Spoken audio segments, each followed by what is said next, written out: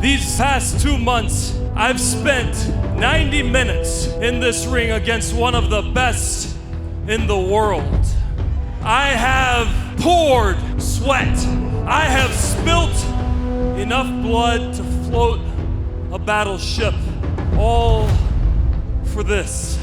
The ultimate prize, the most important thing in all of wrestling, the AEW World Championship, and it's still mine, damn it! And the Hangman needs a new challenger. You're in the ring with the world champion! Don't miss this opportunity! What would Jake tell you to do? Oh, wait a second! Big shot by Lance Archer on the champion. Time is running out. Archer's intentions are certainly clear. He wants a shot. Listen, I didn't come here for championships, but it just so happens that Hangman has that championship. I came back for everything. I'm not waiting in line anymore. And I don't care who wins or loses, because at the end of the day, it's about who's breathing and who's not. Lance Archer making a gigantic statement here in his return. You are not mentally or physically prepared for this monster! I think Lance Archer is a threat not only to the AEW World Championship, he's a threat to Hangman Adam Page and a threat to his health. Because Lance Archer doesn't just win matches, it seems like he destroys people. Enough of this cowboy bullshit. I'm gonna show you what I'm gonna do. Well, there's the AEW champion. I said I wanted a challenger, and damn, it looks like I got a good one. Oh, my God! Whoa! Hangman and Archer teeing off on one another, live rounds! For Hangman Adam Page, the way to approach this match, I would think, would be to try to stay away from the big man as much as you can early on and wear him down. Boxer, no! Blocked.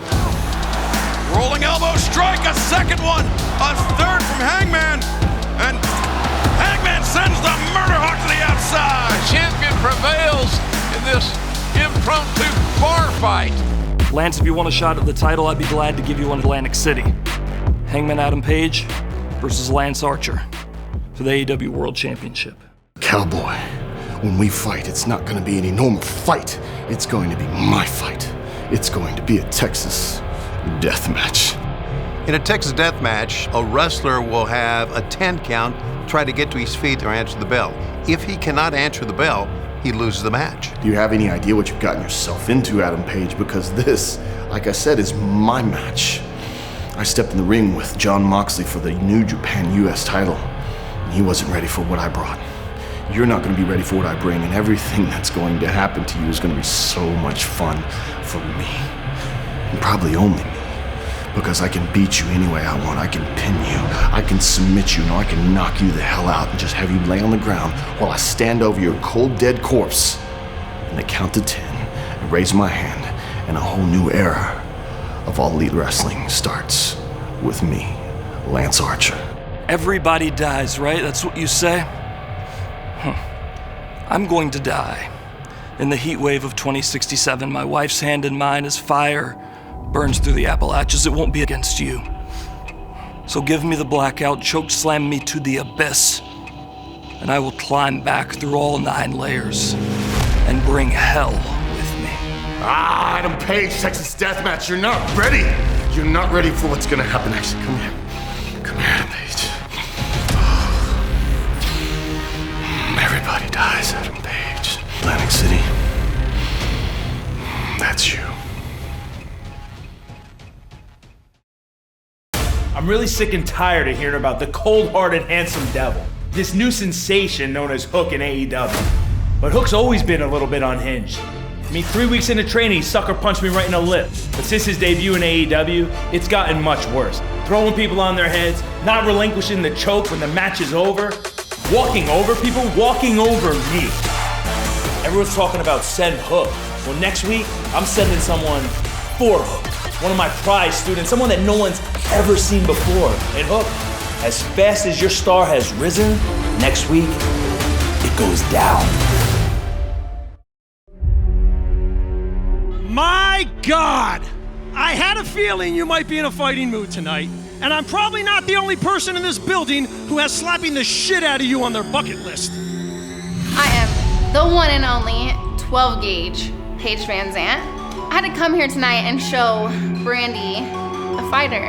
I feel like she needed to be knocked off her high horse, and the AEW needed somebody to do it, and I'm that person. Oh, Paige Van Zant!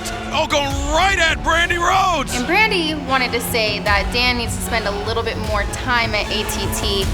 I think that ATT should spend a little bit more time here at AEW. Now, Brandy, you might think that this is your world, but you got it all wrong, girl. This is my world. Paige Van Zant's world, 12 Gauge's world. And when girls step in and like to face off with me, they get knocked out. And they are pulling Paige Van Zant and Brandy Rhodes apart. Let's call a spade, right? You're not a fighter. You're not a wrestler. Me, I'm a fighter. I'm a wrestler. When you fight somebody, you're just gonna want to rock them to bed. Because at the end of the day, you're just a mom, not a fighter. Brandy, it ain't over.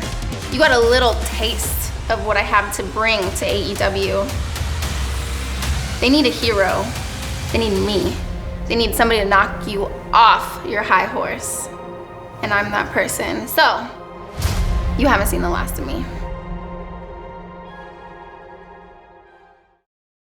Lars Fredrickson, it's no secret that CM Punk and yourself are very good friends dating back however many years.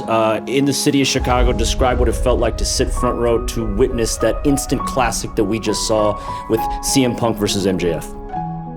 Well, you know, I mean, there's a lot of emotion that goes through because I've known him for so long and through the ups and the downs, and now to see him here where he's happy and he's thriving and he's invigorated.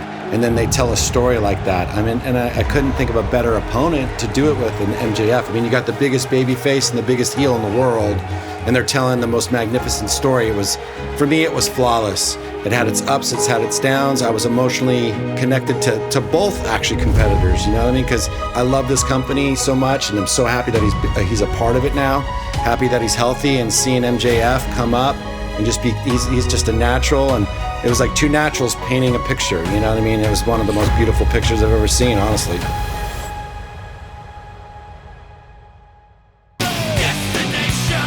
I never thought in a million years that, I mean, I always hoped that I could contribute or be a part of something that was wrestling related with the music, you know, and so the guys also in Rancid are also wrestling fans, a few of them are, and to think that Ruby Soho is the song that is, you know, but it's so perfect for Ruby, you know what I mean? It's like, it's her personality, and we're so honored, you know, that she's using it to come out to the ring and, you know, pump up the crowd. And it's surreal to me because I'm a lifelong wrestling fan. Never in a million years did I ever think, but here it is. So it's like, I have to pinch myself every time, you know, and watching the debut, and I'm with my family, Joanna, and my two boys, Wolfgang and Soren, and we're watching it happen. It was a surreal moment. Yeah, I'll never ever forget it. I'm just so thankful.